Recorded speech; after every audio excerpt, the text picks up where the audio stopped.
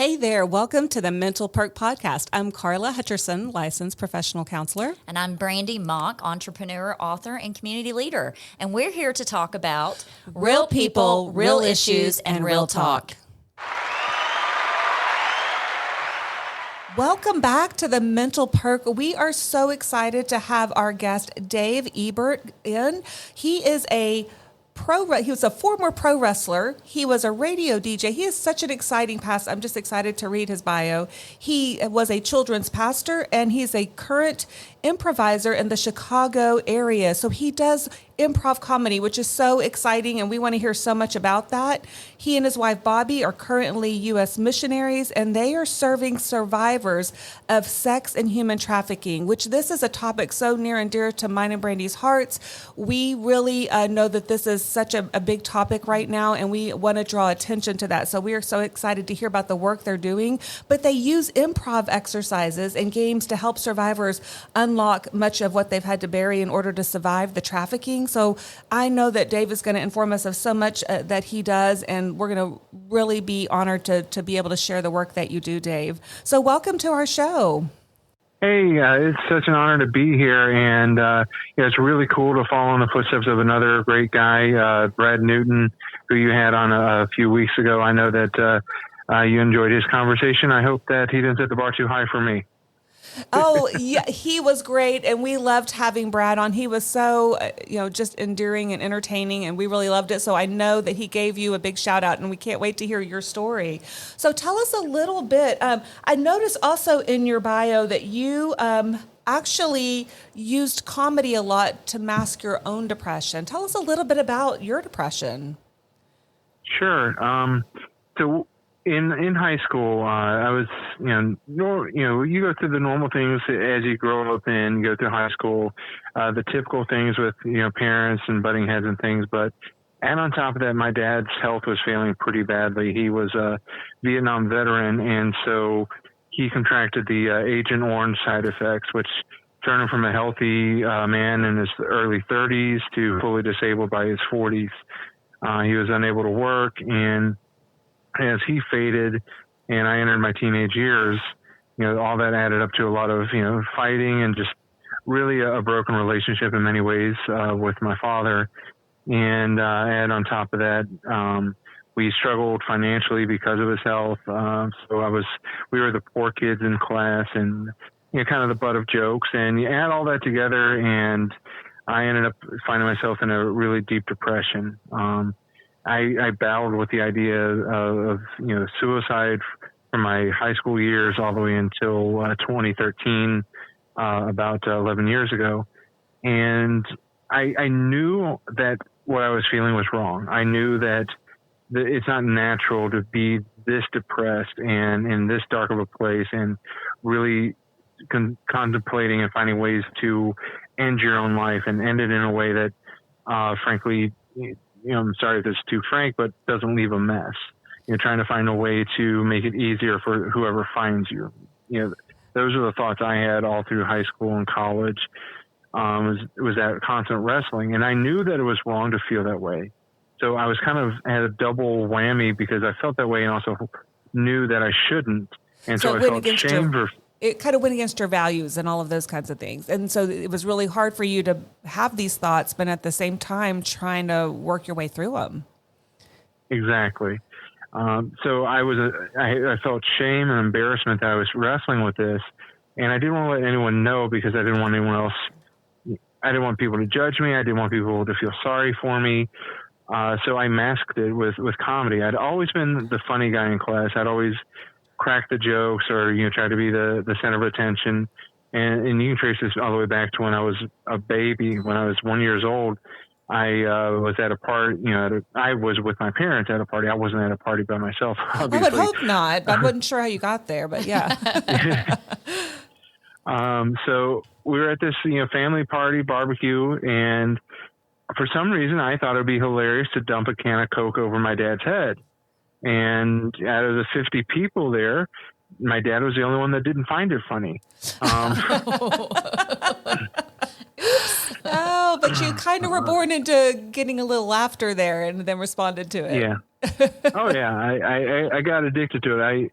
One of the earliest memories I have was being at a city pool, and at that city pool, they're having some sort of either swimsuit or bodybuilding contest. I can't remember what, but my parents and their friends were there, and they were, I guess, watching the contest. And I was like, I can't be showing up. So here I am, about 2 years old, with my little pop belly and my flabby arms. I'm trying to compete with these guys.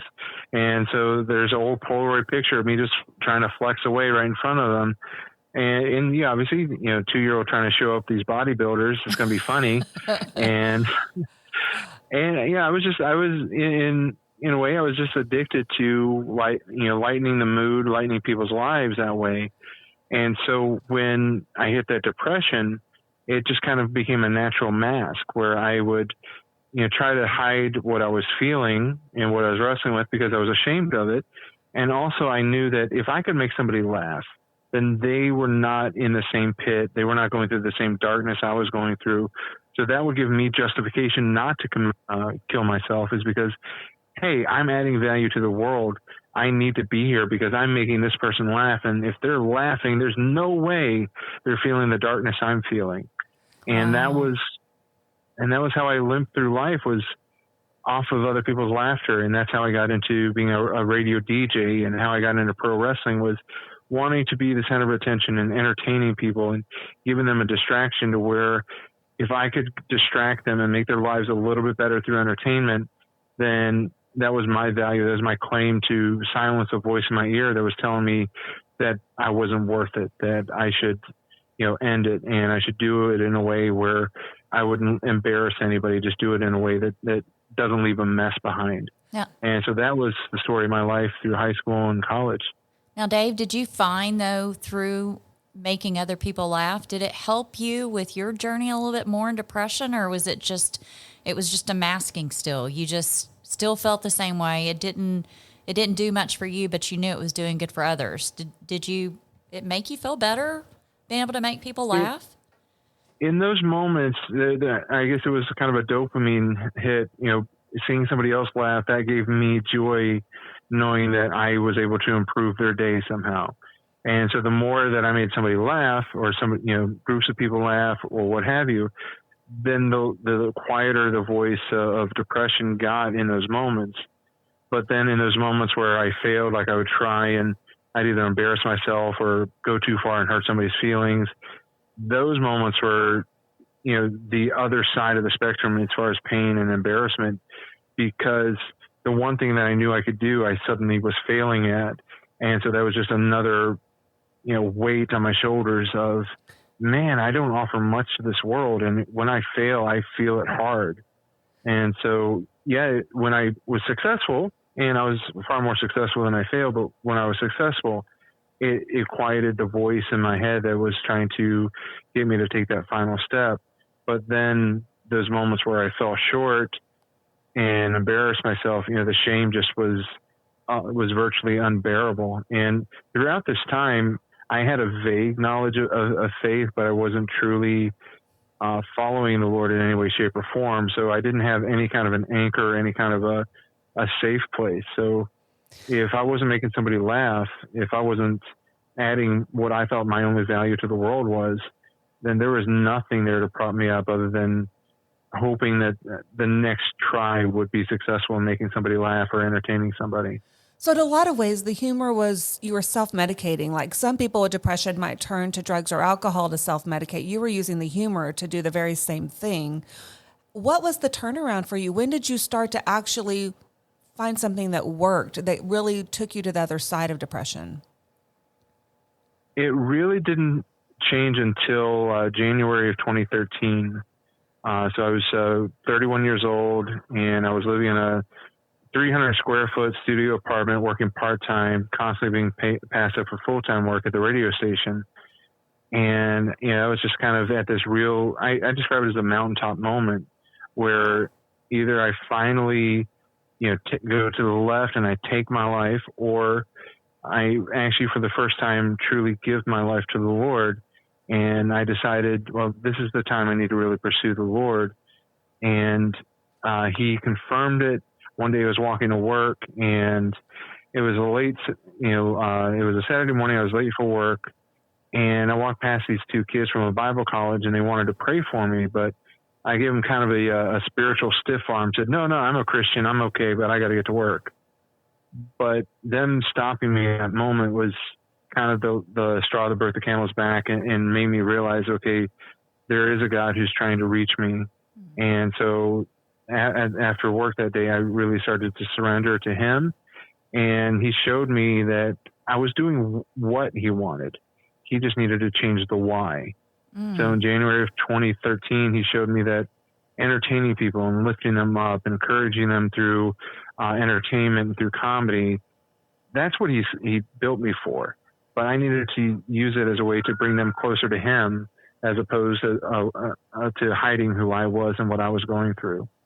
And so he healed me of depression, and he led me on a journey that left West Virginia to move to Chicago to pursue doing comedy as a way to help more and more people. Yeah, and we know, healing from depression is a process. What are some of the steps you take? You had this revelation, you had these people that, approached you and made a difference and really helped you to connect those dots to your faith and to your reliance on the Lord. So what were the steps that you took? How did you know what to do, and how did you take that journey? Sure. The biggest thing was prayer life, and relying on the Lord, just revealing things to me. He opened a door for me to move in with my sister up here in the Chicago area, and that opened the door to me just hitting the full reset on my life, as far as starting completely over with a new journey. And for me, finding that who I was and the skills and the talents I had real value, and not just a value for a quick hit, as far as like a dopamine hit to self-medicate, like we said, as far as my depression, but to realize that the things that I do and the things that I got joy out of actually had value. That self-esteem boost helped me realize that I do have something to offer the world, and it doesn't have to be self-deprecating humor. It doesn't have to be me, making bad jokes or crude jokes. It can be just who I am, and I have innate value. And when I found that innate value through my prayer, through Lord revealing things to me, I realized that that's where I am going, that I don't have to be anything but me. And it's okay in the moments when I fail. It's okay in the moments when I don't say the perfect word at the perfect time. It's okay because I have value outside of that. And that natural self-esteem rebuilding is what really revealed to me that depression is nothing but a liar. It's nothing but a thief. And that I can overcome that because of who God is. I love that depression's a liar and a thief, because that is so true. I mean, when people are struggling with depression, their heads are full of these cognitive distortions, and they're all lies, right? And so it's just, and they do, and the depression does steal away your hope and your love for life. And so I love that you put it that way. And it sounds like, you've made this move to your sister's home, and you're starting to build, some self-esteem here. But who are the influential people in your lives that kind of led you down the path that you took?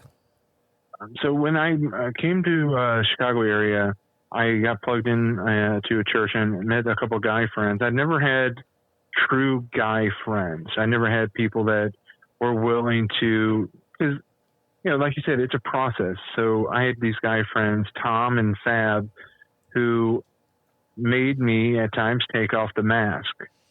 And instead of just dealing with, Dave's just joking right now, it's no big deal, to realizing, okay, there's a different tenor to his voice and how he's joking, or there's something going on that he's hiding. So having friends and allowing them to get beyond the walls and be able to tell me, hey, Dave, we've got the mask on. What's going on? And hold me accountable. Those guys walking through that journey with me made a huge difference. And you can never overstate, the value of friends who are willing to dig through the weeds and find what's really going on and what's really beneath the surface. I would love to know, how did you get into improv? How did you learn the techniques? How did you start developing, the work that you do now? Very interesting. I'd come to Chicago for a job in 2008, about 6 or 7 years before I made the last move. And I took a couple classes at Second City because I was a fan of Whose Line Is It Anyway, and I thought, yeah, I could probably do that. And so I took a couple classes at Second City back then and realized, oh, wow, I can do this. Because my years as a pro wrestler prepared me for improv, because pro wrestling is improv. We go out there with a scenario. Yeah. So you're trying to say they don't really wrestle out there? Is that what you're saying? Oh, we actually wrestle. We actually hit the mat and hit the floor, but it's choreographed. Yes. So I will always say it is not fake. It is choreographed. Just like when you watch a Marvel cinematic movie, yeah, the stunts are choreographed. It's not, some of it's CGI, but when they actually do the following the stunts, those are choreographed and protected to keep people safe. Yeah. Mm-hmm. So improv is nothing, or wrestling is nothing more than improv theater in the round. We feed off each other in the ring. We feed off the audience. And if a match, just like if an improv scene is going poorly and the crowd's getting, falling away and they're not into it, you end it quicker than you wanted to save the rest of the show. Uh-huh. And the same philosophy for improv. If you're performing a scene and the crowd is starting to snooze or starting to look at their phones, things like that, okay, let's end the scene and let's keep the audience engaged. And, those different things, the idea of kind of getting a temperature for the room of what is going to click with them, what's going to entertain them in that moment, because you can have a brilliantly planned out wrestling match or improv scene, but sometimes the crowd is not going to buy what you're selling, and you have to be able to fix that, and you have to kind of get a feel for what is going to work in a given room. And so pro wrestling prepared me for improv, and I took some classes here in Chicago and realized that it's just so much more fun to create based on the relationship you have with the people on stage and the people in the room, to just be able to tell stories. And so it was rooted in wrestling. And then I realized, I was a radio DJ for a number of years. I did PA announcing for a number of years. All of that was improv. And all of that was preparing me for what I do now. So when I moved to Chicago after in 2013, I was prepared, and we started our improv team here based in my church, designed just to bring people together and have laughter where there's no fear. Because if you take your family to a show at any improv club, there's always a chance that there's going to be something that's going to make you uncomfortable. Right. And because we're doing it from a faith perspective, it's safe for the audience, it's safe for the fellow improvisers, because we're not going to put each other in uncomfortable positions, because there's a higher level of respect and protection there than in a traditional theater where they're going for the laughs entirely instead of truly protecting each other on stage. Yeah, they're like literally roasting people in the audience. Yeah. So I'm guessing you didn't. So when you were doing this from the faith-based perspective, you're not necessarily roasting them, but do you use the audience in your act? Oh, absolutely. We'll bring them. We do short form, very similar to Whose Line Is It Anyway. So we're very audience geared, and that from an improv perspective, that also guarantees that this is made up. That this isn't just us with a really good memorized script.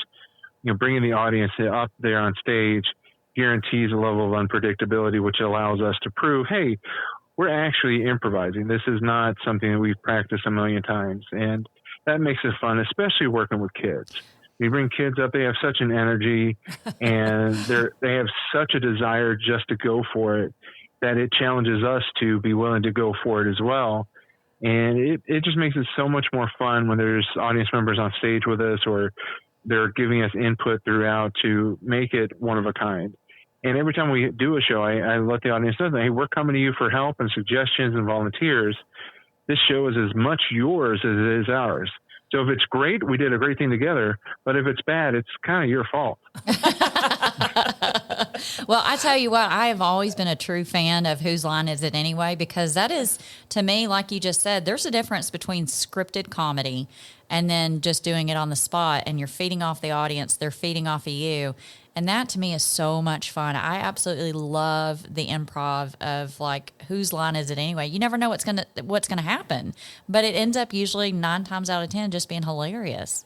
I love that so much.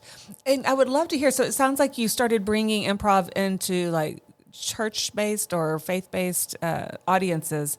How in the world did you connect humor and sex trafficking? So we were doing a fundraiser for a group called Salt and Light Coalition in Chicago.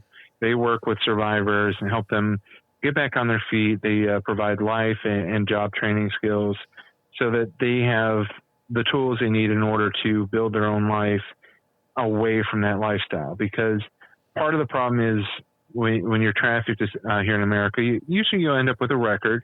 You're picked up for prostitution or you're picked up for drugs, because many of them are forced into drug use as a way of control.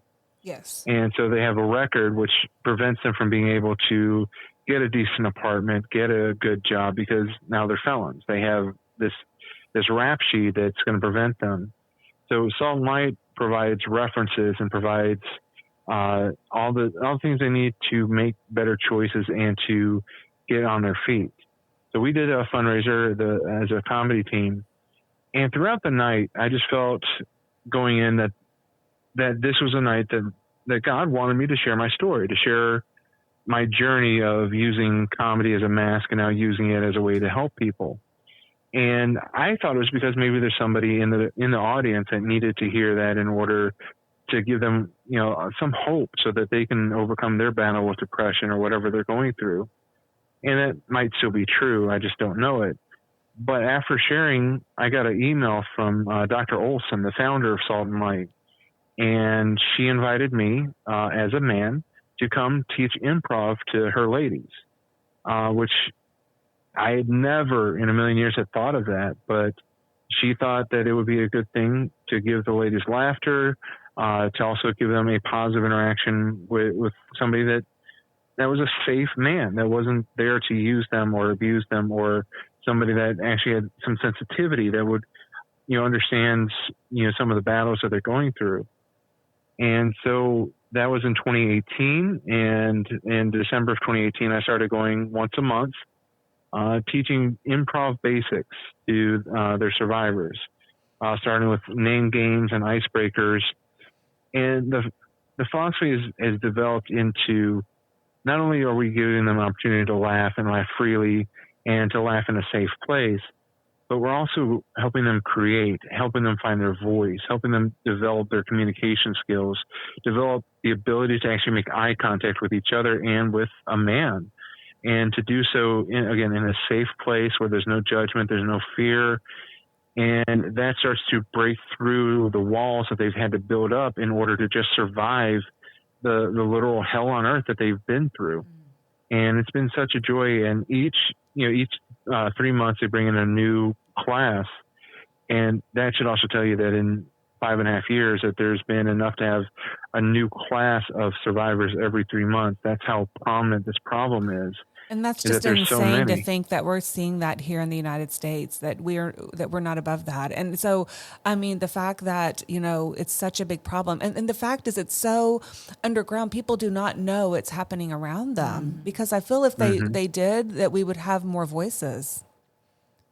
Absolutely. It's in many ways, it's kind of, the curse of the blessing of being such a rich and safe nation is that we either don't want to believe that there's evil happening, or we're so shielded that we don't know that it's happening. And like you said, we need more voices and people to be aware that there are people that you'll see them at the store, you'll see them in line at the DMV, that they're slaves. And much of it is in their own mind because of the control. Mm-hmm. And it's like any abusive situation where you think, well, why didn't you just leave? Well, there's a lot to lose if you leave. Yeah. You've probably lost anything that has your name on it. So you don't have any ID. Many of these traffickers will use threats against the other ladies that are being trafficked or against family. If you leave me, somebody's going to pay the price for you. And then there's also the fact that because they have a record, because they have a rap sheet, they don't know where they can go that's going to be safe and that's going to give them a chance to change their life. So there's so many things. I want to draw attention to the fact that we're giving these young ladies, records that's affecting their ability to recover. Yeah. There has to be a way for a congressman or anybody out there to be able to do something to be able to wipe these ladies' records clean once they're exposed as, victims of trafficking. Well, and then Dave, I hear you talk about that. And honestly, I'll be the first to tell you, it's just what you just said. You either know it's out there and it's not in front of you, so you just kind of turn a blind eye to it, right? Or we just refuse to acknowledge that it's happening. But then what you said earlier is, and I never even thought about this, is the fact that not only these women have been through a horrific situation, but their reputation has been ruined. They have, records. I never even thought of it that way. Like, I know it, but then for you to say it because you've seen it, we don't realize that, they're not just going over hurdles of how they've personally been violated, but then it just stays with them because these people that put them in this situation have kind of put this rap sheet on them that they don't deserve. Absolutely. Right. And the Polaris Project is where we get a lot of our statistics and information from. They are organizing a lot of efforts, and a lot of states are starting to recognize this problem. So a lot of states are trying to craft legislation that will expunge the records of those that have been trafficked. That is great. And I'm glad you're calling out attention to that. And thank goodness those organizations are taking on that task, because that's something that has to change. Mm-hmm. Yeah, because if we want them to recover, we can't hold them accountable for things that were not their fault. Right. Absolutely. Absolutely. And so the PolarisProject.org is a good website to find out more information and also to find out which states are actually pursuing this and which states are really, kind of dragging behind. I know that my state in Illinois is one that's starting to recognize this, and I do believe Texas is also on board with trying to create legislation to expunge these records for these ladies. Now, let me ask you a question. When you start with these women and these groups, how long does it take them, Dave, to acclimate to you being a man, you being a safe man, and them? I mean, is it immediately, or does it take a couple times? Do you see, are these women just come back if they want to, or how does that work?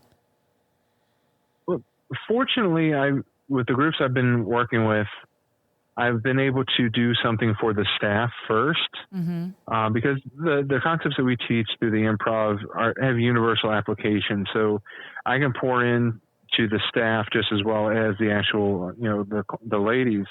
And so the staff will actually have that experience to be able to speak into the survivors and say, hey, this guy's okay, you can trust him.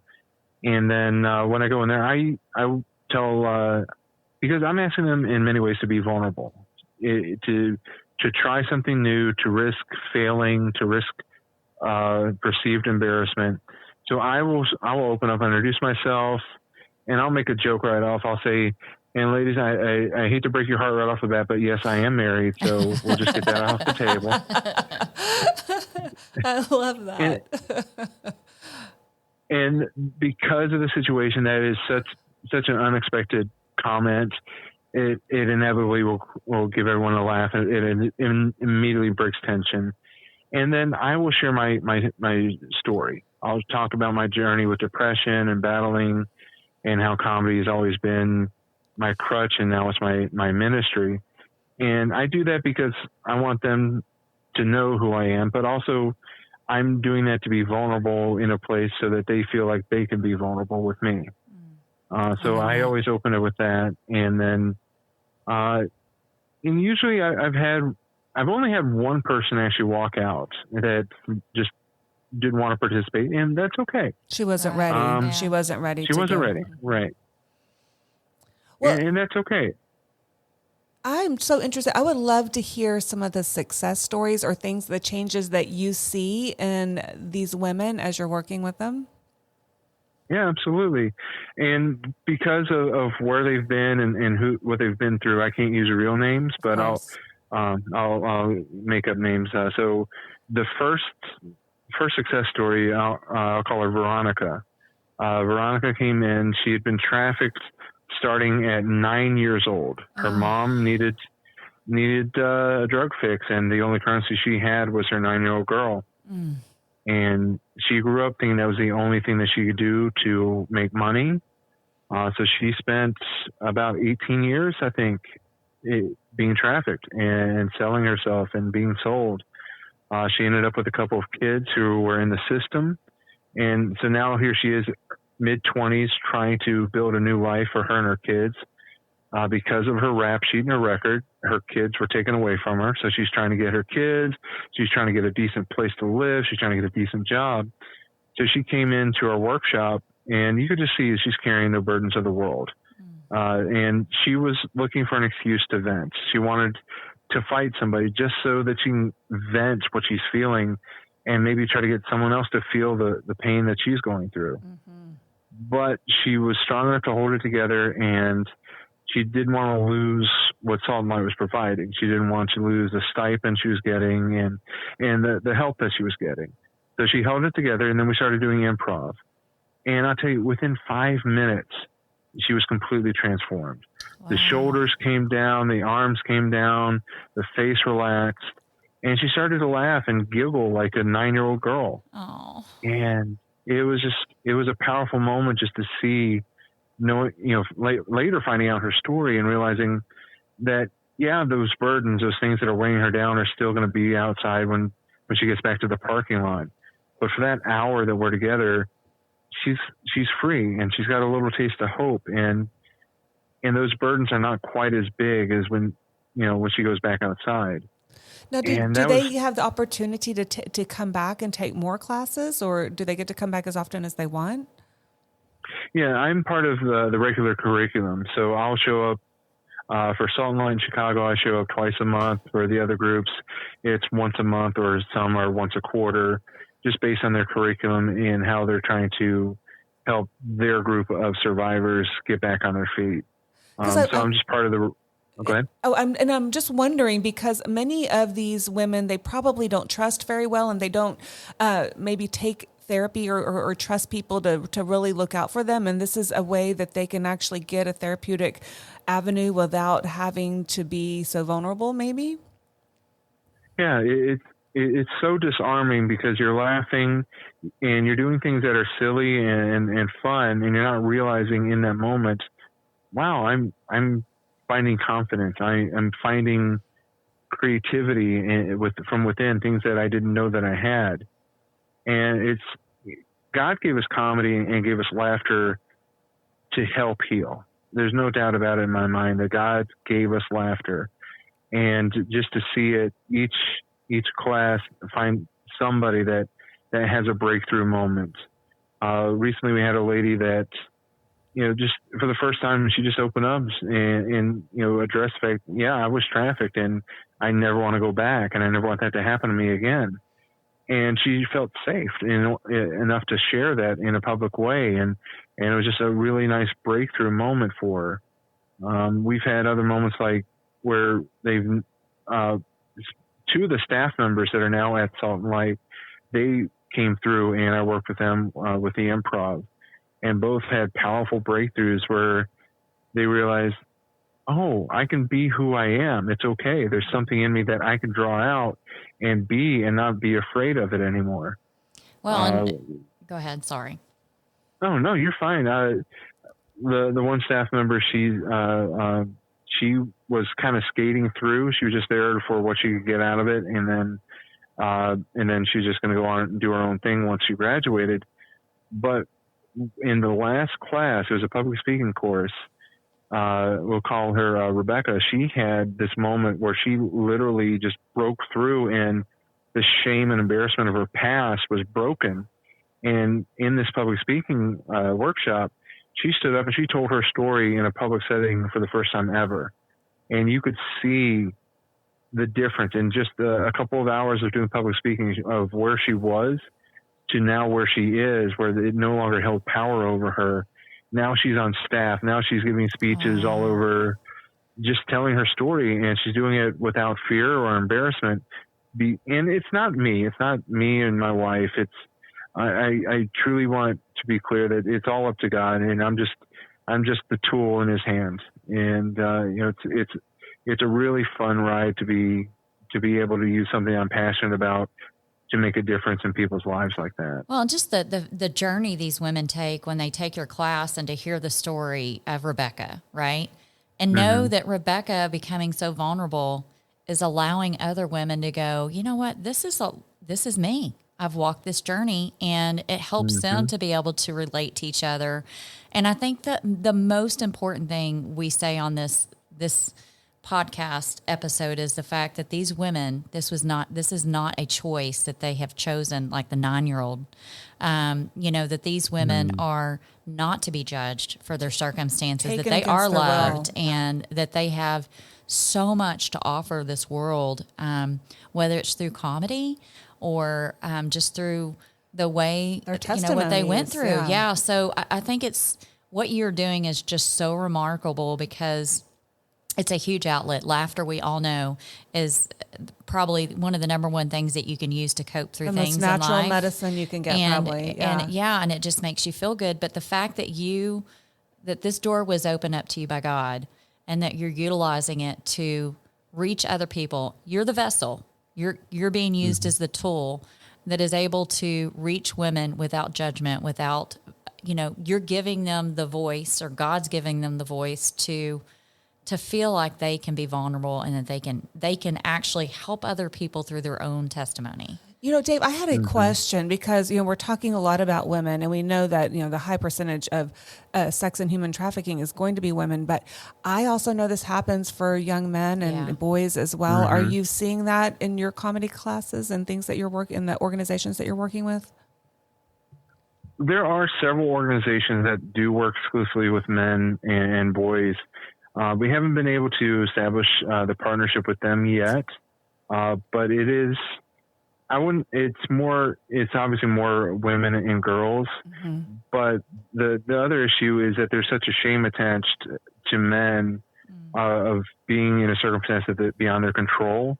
So what is known about men being trafficked is probably a fraction of what actually happens, because of that shame, because of that embarrassment, especially if you're a boy or a man that's been trafficked for sexual reasons. There's a huge stigma against you, and it's so much harder for those men to come forward and ask for help and to ask for justice.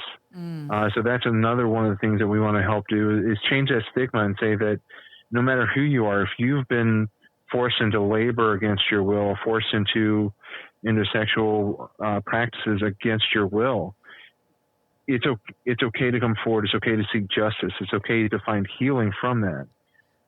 Because it doesn't matter who you are. This is something that is truly evil, and it doesn't care who the victim is as long as it has a victim. And it is evil. Exactly. Yeah. And it doesn't matter if it's man or a woman. It's evil. And these people are victims no matter who they are. So we want to be a voice for those boys and for those men that have been through that, and let them know that you can use your voice. You can say what happened to you. And there is no shame. There is no embarrassment, especially for the boys, because the boys, their innocence and their manhood is stripped of them because they're treated like pieces of property. And I really wish that Bobby and I didn't have this job, because of the pain that who we work with what they've been through. But I just really want to be a voice and say that it is okay to come forward. It is okay to seek help. Well, I can't imagine that this improv class would be so healing for these young men and these boys. And I so hope that you're able to break into those organizations and show them the power of the program that you guys are putting on. And I want to shout out to your wife that she's doing that with you, and you guys are working as a team to really make a difference in this world and to really try to change things that are so so evil and unspeakable. So we really appreciate the work you are doing. So tell us a little bit what's on the horizon for you guys. What does it look like for you? So we are traveling. We work here in Chicago, where I'm based, but we also have two organizations there in the Dallas area. The Underground, which is in Fort Worth, and then Rescue Her, based in Euless. And there's a couple other groups. There's one in Waco that we're trying to connect with. And then we have a few organizations in Florida. So we're just traveling, and as often as we can get to the distant organizations, we go. And because we are missionaries, we're not charging any compensation from who we work with, because many of those organizations barely have the budget for what they're doing, to pay their own staff, to pay for security, for the resources they need. So hiring us is not in their budget. So that's why we're relying on churches, businesses, and individuals. Any contribution I make is tax deductible, because we're part of a national denomination where the donations would go. But we're just relying on people who are able to support us in order for us to go. And so we... Can you tell us where, if people are interested in donating to this, where they can donate to? Yes. Sure. They can go to our website, improvmissionaries.com, and click on the Partner tab. And the Partner tab will have all the information on how to give, whether it's financially or simply through prayer support and just interceding for us. But improvmissionaries.com is where we're at, and the Partner tab is we'll have all the instructions on either giving online or mailing in a check. Either way that you would you feel led. And folks, I cannot tell you how important it is, just the fact that, everything in life is small steps. These women didn't get to where they're at, or the men. This is a grooming process that happens over time. And I think it's so important for people to know that as we become more educated on what's out there, regardless of whether you want to acknowledge it or not, it's there. It's evil. It's not good. These victims, that's what they are. They're victims, but they're also survivors. They are also people that want to push through and make themselves better, not because they started this thing, but because they were forced into something that they are a part of, and now they're trying to change their lives. So I think it's so important. If you guys want to contribute to something, please consider going to Dave's website and contributing to this, because it takes one person to have a mission that can grow internationally, that can help stop this stigma and help stop what's happening with these people that are having to suffer through. And coming together gives a bigger voice. We talked about needing that voice, and we need to get the message out there. And by doing just one little thing, just donating $10 or $20, you're already part of that voice. Yes. And so that's so important that we realize it doesn't have to be a big voice, but just the little voices build, and it gets louder and louder. Yes, absolutely. All right, Dave, we have learned so much from you. We want to continue to draw attention to this, and we're going to be reaching out to you and hopefully be able to get in touch with some of these organizations that you work with to make sure that we're promoting them as well, and making sure that we're drawing people to what you guys are doing, because it's just so amazing. The fact that you have used humor not only to heal yourself, but you're also using it to help heal others is just such an amazing calling for you and your wife, and we so much appreciate you coming on our show today. Oh, thank you so much. It's been a pleasure, and you guys are easy to talk with. We could probably talk for another hour if you wanted to. But, well, we probably will be doing that. Yeah, we'll will. be reaching out to you soon, Dave. Thank you. Or get to meet you, Dave, if you come to Dallas. We'd love to meet you and get you connected with some other people, hopefully, down here. Awesome. I'd love that. All right, Dave, take care. Thank you so much, and we'll be in touch soon. All right, sounds great. Bye-bye. If you or anyone you know is struggling with mental health issues, please reach out to talk to someone you trust. Get connected to a mental health professional who can help you find ways to cope and ultimately feel better. If you are having suicidal or self-harm thoughts or thoughts of hurting another person, please go to the nearest ER, call 911, or contact the National Suicide Hotline at 988. Thank you for tuning in to Mental Perk. We hope our talk today highlighted real people working through real issues based on mental health. Our goal at Mental Perk is to make sure every one of you knows You're worthy. We're in this together.